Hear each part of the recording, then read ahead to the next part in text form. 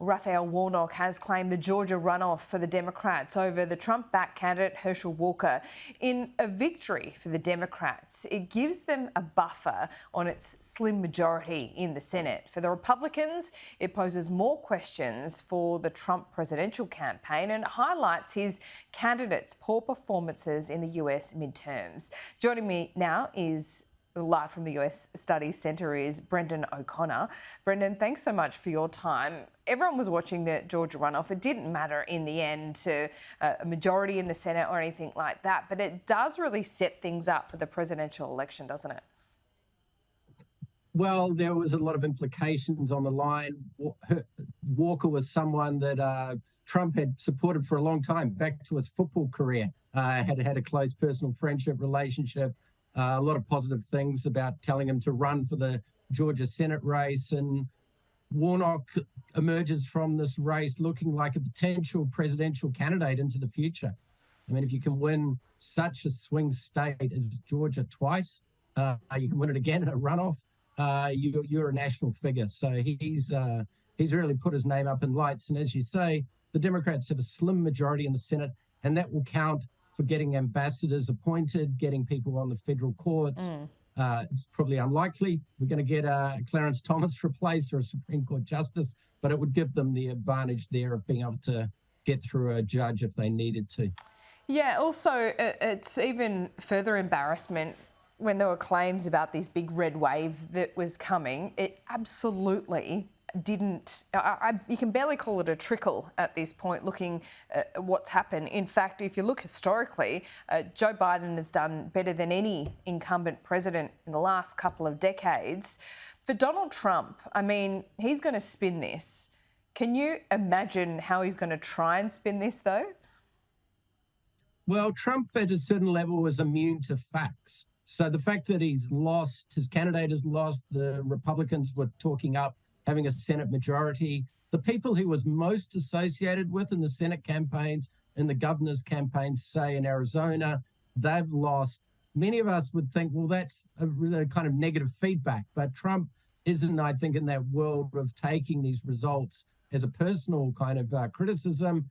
He'll be saying, well, the electoral system, as we've heard before, isn't fair. It's not sort of credible. It's fraudulent. So if you're immune to facts, the problem is that you don't receive much feedback from voting or losses. And this, I think, is the way Trump will spin it.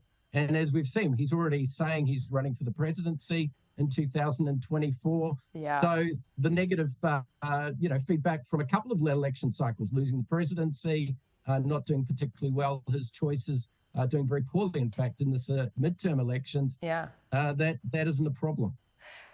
He is immune to facts, you're right, but he's not immune to his own ego. And I reckon looking at some of these results, looking at recent polling that shows that Joe Biden is ahead of him at the moment, so is Ron DeSantis in terms of popularity. That is going to dent him a little bit. And, you know, I haven't worked closely with Donald Trump, but looking at his announcement where he pretty much stuck to auto cue, he was lower energy than he has been in the past. He didn't go to Georgia to campaign with Herschel Walker before this runoff.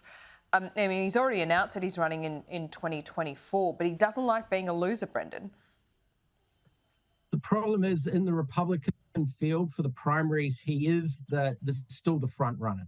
Particularly if there's 10 candidates, he's going to be the most well-known. He has a very solid base of these Angus supporters who are very much on side. So DeSantis in a one-on-one race with Trump maybe has a chance, and we got 2 years ahead of us. A lot can happen.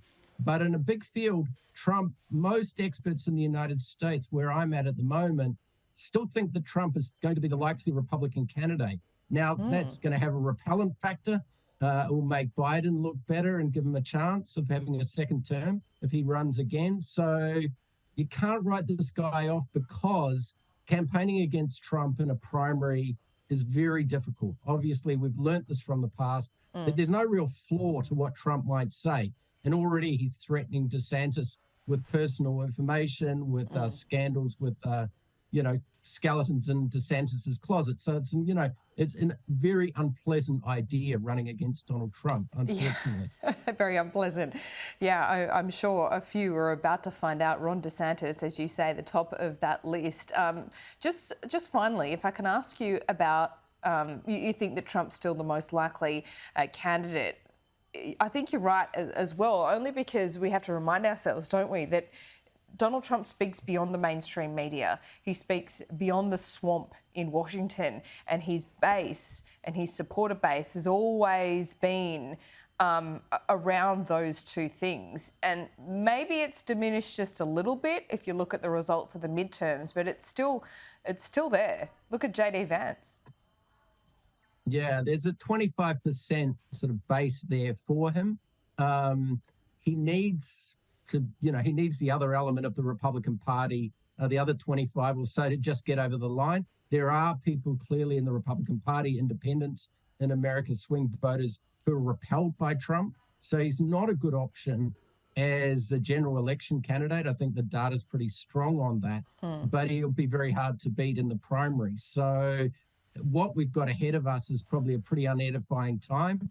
If Trump wants to establish himself again as the top Republican, as the voice of the Republican Party. So I suppose these legal issues, the issues to do with classified documents that he took to Mar-a-Lago and elsewhere, they will all be things that have the potential of slowing down his attempts to, I think, have a second crack at the presidency, to run in 2004. So it's 2024. So it's definitely, definitely going to be a case of, the next couple of years, nothing is particularly certain. I mean, once Trump falls, at some point, everyone will say we saw it coming.